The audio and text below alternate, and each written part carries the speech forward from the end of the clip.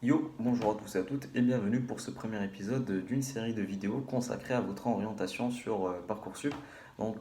C'est une série adressée surtout au terminal, mais elle peut être intéressante aussi pour d'autres personnes qui ne sont pas forcément en terminale, puisque c'est surtout mon expérience que je vais livrer dans cette série, puisque tout d'abord dans cette première vidéo je vais vous livrer des raisons d'aller en prépa ECS et donc CG pour vous, qui sont personnelles. Donc ça peut être intéressant de vous exposer mon point de vue. Donc tout d'abord, sachez que pour ceux qui ne le savent pas encore, la prépa ECG, c'est la prépa économique commerciale voie générale. Ça remplace les prépas ECS et ECE de l'année dernière, où donc les S, ils allaient en ECS et les ES, ils allaient en ECE. Mais du coup, ECG, vous aurez à peu près les mêmes programmes sous forme de combinaison de matières. Donc la combinaison qui correspondrait à le ECS, c'est les maths approfondies et la GGMC, tandis que la SCE, ça correspondrait aux maths appliquées avec le SH. Mais je ferai une vidéo plus développée sur ça, sur quel choix faire pour votre futur prépa ECG. Mais en tout cas, dans cette première vidéo, je vais vous donner 4 raisons qui feraient que vous iriez en prépa ECG. Et la première raison, tout d'abord, qui a fait que moi j'ai choisi la prépa ECG, c'est pour la polyvalence que vous allez acquérir sur les matières qu'on va vous proposer. Il y aura beaucoup de maths. Les maths, c'est un peu l'aspect un peu chiant, mais obligatoire de la prépa ECG. Vous ferez beaucoup de maths, ça c'est sûr, mais dites-vous que ça va vous servir plus tard dans les grandes écoles de commerce si vous voulez faire des métiers tels que dans la finance ou ce genre de trucs, vous devez avoir un bon niveau en mathématiques. Mais sinon, à part les maths, les autres matières, c'est très cool. C'est plaisant de suivre en cours et même de travailler. C'est des matières qui sont pas trop chiantes à travailler. En commençant par la GGMC ou l'histoire géopolitique du monde contemporain. Donc ça vous permet de comprendre le monde d'aujourd'hui sous différentes facettes. Et ça, c'est en dressant tout d'abord des tableaux géopolitiques du XXe siècle où on va vous présenter toutes les crises, tout ce qui s'est passé, la guerre froide, euh, les 30 glorieuses, l'économie française de 45 à 90, tout ça, tout ce qui a évolué entre-temps au niveau géographique, géopolitique, économique, même culturel, et tout cela pour arriver au monde d'aujourd'hui, un monde mondialisé, où du coup on va vous exposer les défis d'aujourd'hui et les défis d'avenir, des défis commerciaux, les rapports de force entre les pays, les défis écologiques. Et en ce sens, la GGMC, ça va vous servir pour comprendre le monde. Et c'est une matière concrète. C'est pas comme au lycée où que on vous parlait de choses, mais vous saviez pas à quoi ça fait forcément référence. La GGMC, c'est des faits. On va toujours vous balancer des faits. Et voilà, ça peut être cool. Pour la ESH, c'est un peu moins parce que c'est surtout des théories économiques, mais vous allez aussi voir comment elles s'appliquent. Donc si vous aimez beaucoup l'économie, hein, vous pouvez choisir le SH. Il y aura aussi de la culture, 6 heures de culture générale par semaine, et ça sera divisé en deux parties, avec une partie philosophie, une partie lettres. Mais il faut savoir que c'est des matières qui sont complémentaires, vu que finalement ça constitue une seule et même matière. Et du coup, on va vous inculquer de la culture littéraire, philosophique, même artistique, sur différents thèmes. Et ce qui est cool, c'est que c'est pas chiant, hein. Quand je vous dis philosophie, c'est pas du tout chiant, c'est de la philosophie soft, entre guillemets. Vous avez parlé de thèmes tels que la démocratie, l'interprétation, la conscience de soi, mais c'est beaucoup moins chiant parce qu'il y a des références culturelles qui s'ajoutent. Et donc voilà, parce que vous êtes pas en fac de philo, donc c'est assez général et c'est assez fun en soi, surtout en lettres où du coup on va vous balancer des anecdotes, on va vous montrer des tableaux, on va vous parler de textes, on va vous apprendre à faire genre que vous avez de la culture, c'est ça qui est cool. Parce que les textes vous n'allez pas les lire, vous n'avez pas le temps de lire des livres de Proust, mais on va vous en parler, on va vous donner des résumés, ce genre de trucs et des anecdotes que vous pourrez ressortir plus tard, donc c'est assez cool. Et puis il y a les langues. Les langues, vous savez que c'est très important. C'est aussi ce qui va vous rester principalement de la prépa, c'est les langues, c'est le niveau de langue que vous allez acquérir et dont vous aurez besoin plus tard. Si vous voulez travailler à l'étranger, si vous voulez commercer avec l'étranger, et plus généralement, juste si vous voulez bien parler une langue, allez en prépa, hein. Vous ne serez pas bilingue, mais vous aurez un très bon niveau de langue parce que le niveau de langue en prépa, ça n'a rien à voir avec le lycée.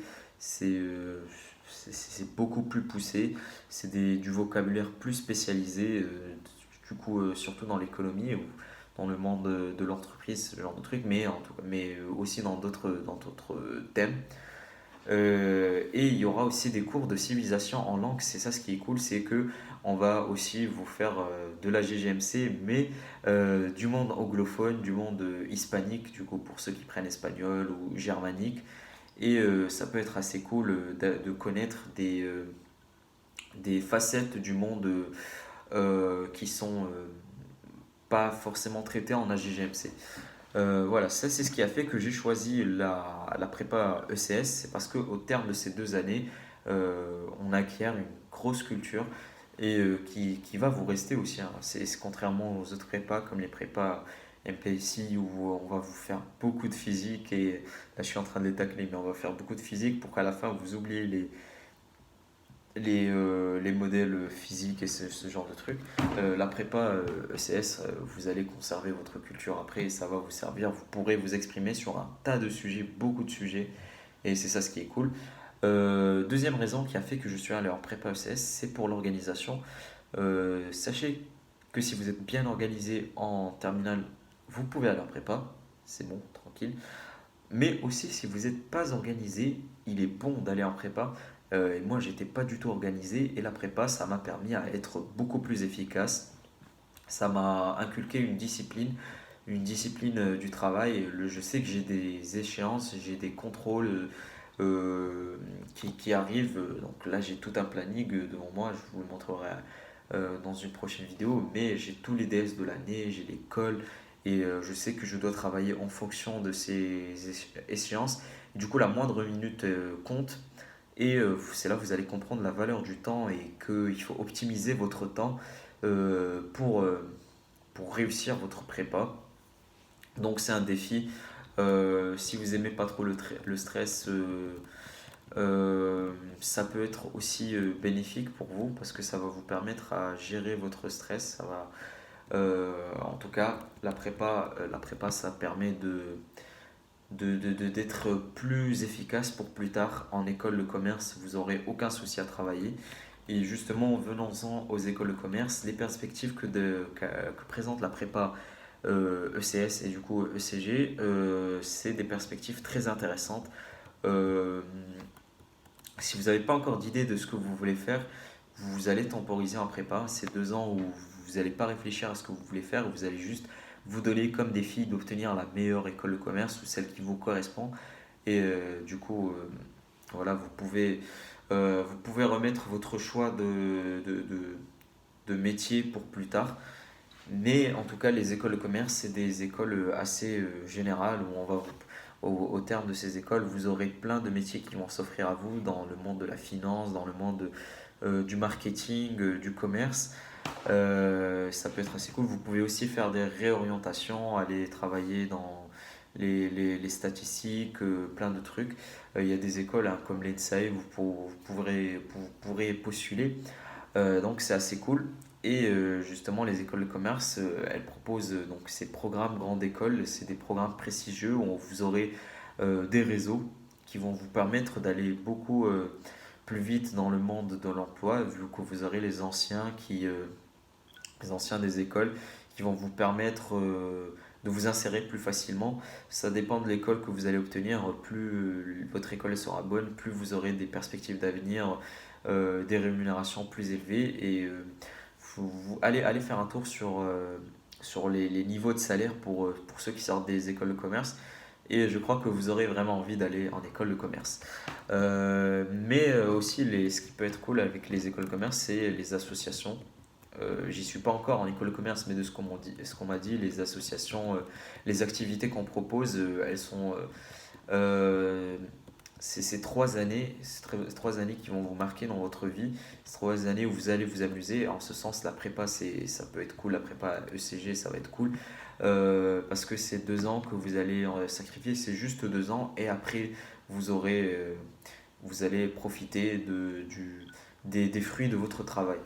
Et dernier point sur la prépa ECG, c'est sur les relations et sur la vie sociale que vous allez développer. Donc bien sûr, en prépa, j'imagine que vous allez faire beaucoup moins de soirées où vous allez que si vous étiez dans une fac, par exemple. Mais en tout cas, c'est la prépa où on s'amuse le plus déjà. Et on fait pas mal de soirées, on fait des sorties. Là, pas trop parce qu'il y a le Covid, du coup, c'est un peu interdit et on n'a pas le temps. Mais sachez dans les premières semaines, vous allez beaucoup vous amuser, vous allez développer des relations avec les carrés. Donc, c'est les deuxièmes années où on va vous aider. Il y a toujours cet esprit d'entraide avec vous, avec vos camarades de classe aussi. Un cliché totalement faux sur la prépa, c'est celui qui dit qu'il y a l'esprit de concours en classe. Là, c'est pas du tout vrai.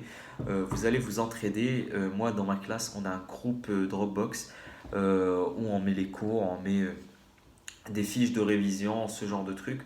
Et sachez que vous allez vous faire des potes, vous allez manger avec eux au sel, vous allez les voir tous les jours. Donc bien sûr, il y aura des liens qui vont se tisser. Et c'est beaucoup plus facile, je trouve, en tout cas en prépa, de tisser des liens qu'en fac, par exemple, où là, encore plus avec le distanciel, c'est difficile de se faire des potes. Moi, j'ai des potes qui sont en fac et qui ont du mal à avoir une vie sociale, entre guillemets, paradoxalement, parce que en fac, avec le distanciel, c'est beaucoup plus compliqué.